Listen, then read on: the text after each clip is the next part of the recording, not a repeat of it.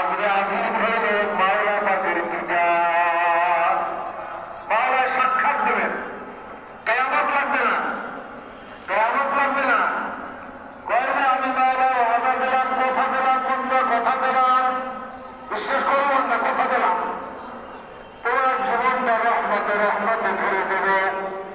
দ্বিতীয় হলো লিইউখরিজাকুম মিনাজ যুলুমাতি ইলান নূর, তোমাকে আমি মাওলা গুনাহের থেকে মাহরুম রাখবো, নেকের তোমাকে ঢুকায়া দেবো।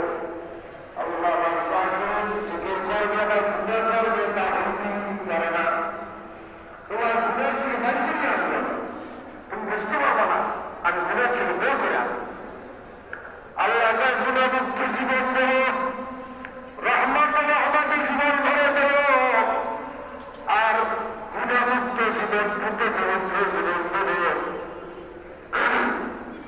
আর একটা পুরস্কার শুনলাম না, তাহিয়াতুহুম ইয়াওমা ইয়ালকাউনাহু সালাম।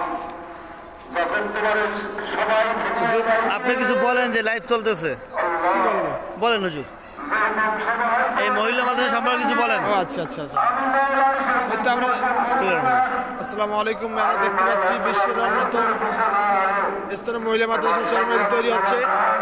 মাদ্রাসার এখনো কাজ হচ্ছে, এখনো কাজ শেষ হয়নি।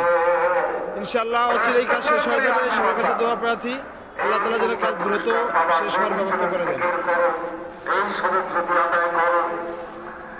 আলহামদুলিল্লাহ, আমিও আছি হজরতের সাথে। আমরা এখন মহিলা মাদ্রাসার মাঠের ভিতরে আছি, যে আমরা মাঠের ভিতরে আছি। এবং আমাদের এই জায়গায় আমাদের এক ভাই সিদ্দিক ভাই, সে সবজি কাজ করে, কন্ট্রাক্টর এই ভবনের। এই যে সিদ্দিক ভাই, সিদ্দিক ভাই লাইভে আছি, আমরা কিছু বলেন। সিদ্দিক ভাই আমরা লাইভে আছি, কিছু বলেন। করতেছি ভাইয়া, বলার সময় নাই। সময় নাই ভাইয়া, কাজে আছে, কাজে বলার সময় নাই।